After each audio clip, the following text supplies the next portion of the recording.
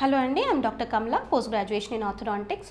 So brush ఎన్ని రోజులకు ఒకసారి మార్చాలి, అసలు బ్రషింగ్ ఎలా చేయాలి, ఎంతసేపు చేయాలి అని చాలామందికి డౌట్స్ ఉంటాయి.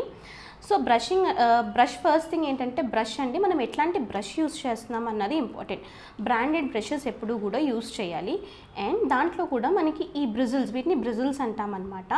సో ఈ బ్రిజిల్స్ అన్నవి సాఫ్ట్ కానీ ఎక్స్ట్రా సాఫ్ట్ కానీ, అంటే ఎక్స్ట్రా సాఫ్ట్ అంటే పెద్దవాళ్ళకి లేదా చిగుళ్ళ ప్రాబ్లం ఉన్న వాళ్ళకి ఎక్స్ట్రా సాఫ్ట్ టూత్ బ్రష్ వాడాలి. లేదా నార్మల్ వాళ్ళకి అనుకోండి మీడియం లేదా సాఫ్ట్ బ్రష్ మాత్రం యూజ్ చేయాలి. అంటే ఇవి కొంచెం గట్టిగా ఉంటాయి, వాటిని హార్డ్ అని అంటాము. మీకు ప్యాక్ పైన రాసి ఉంటుంది టూత్ బ్రష్ వంటి బ్రిజిల్స్ ఏంటిది, hard, medium, soft, extra soft అని. So preferably medium or soft brush మనం యూజ్ చేయాలి. ఇది ఫస్ట్ థింగ్. ఆ తర్వాత బ్రషింగ్ టెక్నిక్. చాలామంది ఏంటి అని అంటే గట్టిగా తోమితే మనకి ఏవైతే మార్క్స్ ఉన్నాయో పళ్ళపైన, లేదంటే గారపట్టు ఉంది అదంతా పోతుంది, గట్టిగా బ్రష్ చేస్తే పోతుంది అని ఉంటుంది. అండ్ ఎక్కువ టైం చాలామంది హాఫ్ అన్ అవర్ 45 minutes కూడా ఇట్లా బ్రష్ చేస్తూ ఉంటారు.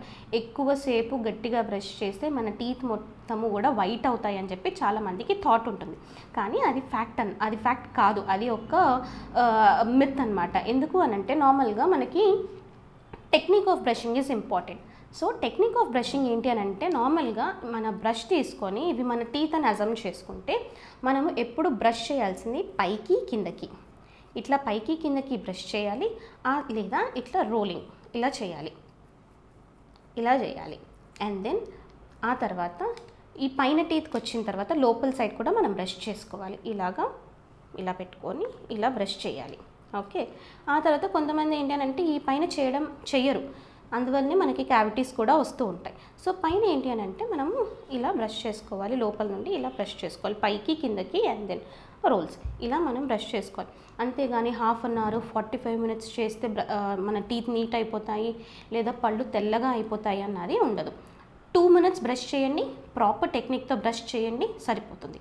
ఆ తర్వాత చాలామందికి బ్రష్ చేసిన తర్వాత టంగ్ క్లీనర్ యూస్ చేసే అలవాటు ఉండదు. సో నార్మల్గా ఏంటి అని అంటే మనం తిన్నది, మన టేస్ట్ వచ్చేది మనకి టంగ్ త్రూనే. సో తిన్న ప్రతిదీ కూడా టంగ్ పైన ఒక లేయర్ లాగా ఉంటుంది.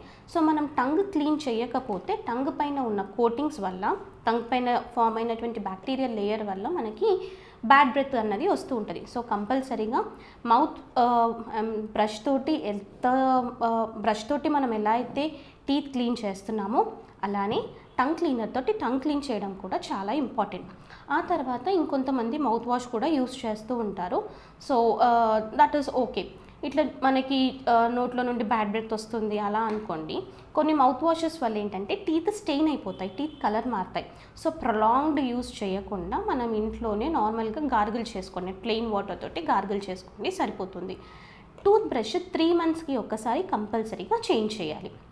మనము ఎవరైనా కూడా సరే, పెద్దవాళ్ళు చిన్నవాళ్ళు అట్లాంటివి ఎవ్వరూ లేకుండా కంపల్సరీగా మనము 3 monthsకి ఒకసారి టూత్ బ్రష్ చేంజ్ చేయాలి. అండ్ టూత్ బ్రష్కి మనం ఓపెన్ ఎయిర్లోనే డ్రై చేయాలి. మనం క్లీన్ చేసుకున్న తర్వాత దీనికి ఇంకా తడి ఉంటుంది. సో తడి ఉంటుంది కాబట్టి మనం ఓపెన్ ఎయిర్లో పెట్టి దాన్ని డ్రై చేసుకోవాలి. అంతేగాని మనం బ్రష్ చేసిన వెంటనే దీనికి క్యాప్ పెట్టకూడదు. క్యాప్ పెడితే ఫంగస్ గ్రో అవుతుంది దీంట్లో, కాబట్టి క్యాప్ పెట్టకూడదు. ఓపెన్ ఎయిర్కి డ్రై చేయాలి. డ్రై అయిన తర్వాత కావాలంటే క్యాప్ పెట్టుకోండి. సో కంపల్సరీగా బ్రష్ అనేది 3 monthsకి ఒకసారి చేంజ్ చేయాలి.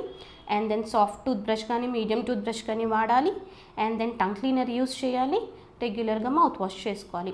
మీకు కావాలి అని అంటే మనకి ఫ్లాస్ అనేసి ఉంటుందన్నమాట, ఇంటర్డెంటల్ ఫ్లాస్ అని చెప్పేసి ఉంటుంది.